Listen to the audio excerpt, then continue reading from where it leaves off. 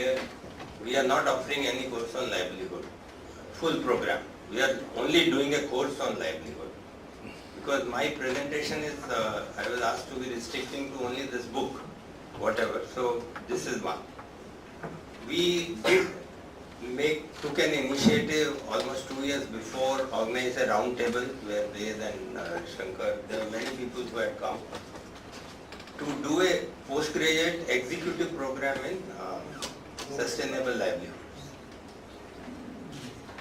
We thought this will have backing of NRLM because it's going to come in 12 states, and Zulfikar rightly raised this issue. There are so many, so we thought that can be an exclusive program.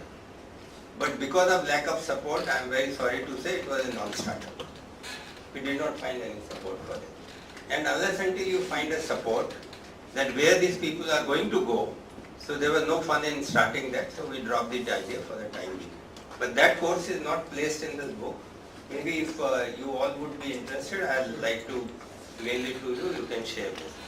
But coming to this particular course which we have, although the course is a very narrow focus, but in the end, one slide, I'm trying to raise some larger issues which should be important for the livelihood point of view. Now, the rural production and livelihood, that is how the course is titled.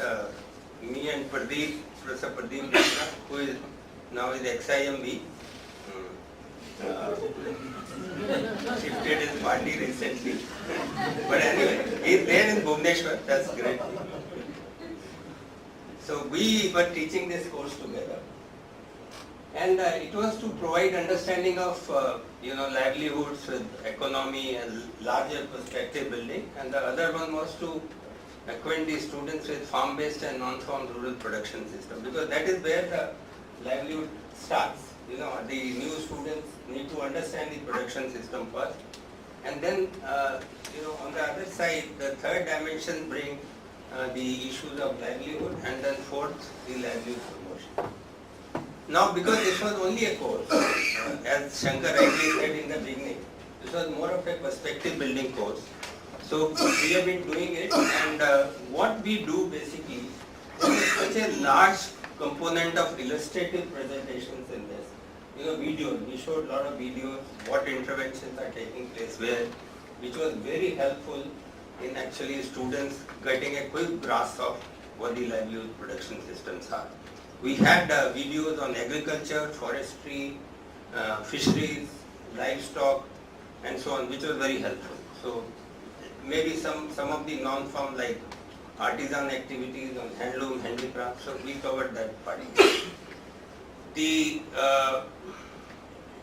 So these are the four major components. The subtitles you can see in this book, they are there.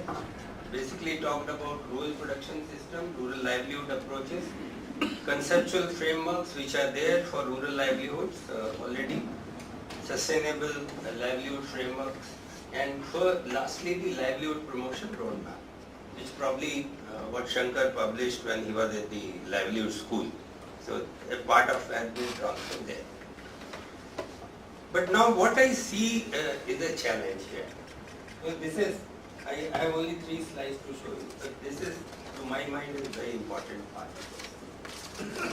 See, there are course components what I showed you 4. And basically when we talk of livelihoods, we are talking of economic empowerment, improve income, productivity, then standard of living, which is mainly socially driven, the social ingredients, and ultimately we talk of sustainability. Now what I see is many courses which I saw in this book and have been mentioned elsewhere, when we use this as a pedagogy, I see the connections missing.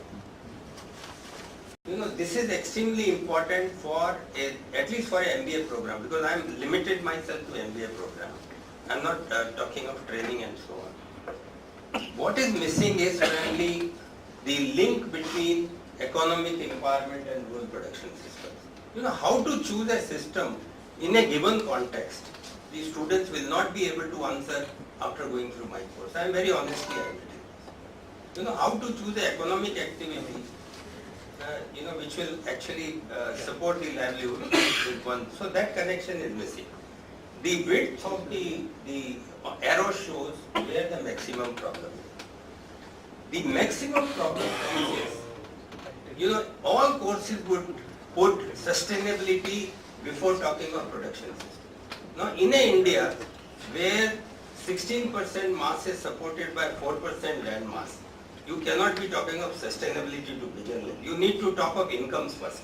I have a very strong feeling both from field and my understanding of things.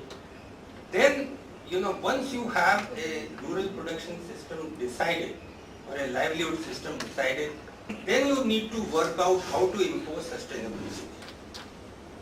The sustainability bringing first is almost like bringing cart before the horse.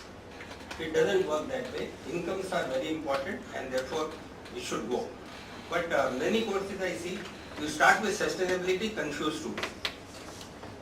And if you sustainability as your first focus, then what happens is, you know, I don't think any livelihood can be made operational in this country. Then you should be talking of family planning before anything else. This is one, so that's why you see the arrow is the thickest.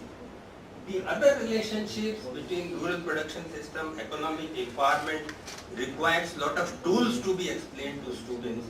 You know, even outside livelihood system, we generally try to introduce what we call as a community business matching framework. There are frameworks available outside the livelihood system, which we try to tell to the students. So both the tools and practices are extremely necessary to build those linkages, which are missing in most of the courses. Now this is where our work is going on now, and we try to do that tools and practices. Like Pradhan course has a lot of practices in there. They are extremely valuable. The tools, the MBA student need to know the analytical tool. See, I have been working with YPs in Bihar, in Andhra Pradesh, we myself doing work there. You know, we especially had to organize special workshops of 8 to 10 days to make them to understand how to identify a viable livelihood. They have no knowledge at all. They are simply blank on how to get started on this. So this is where, you know, I have a very strong feeling. The other linkages are known to us, but extremely important is that we cannot say that one size fits all.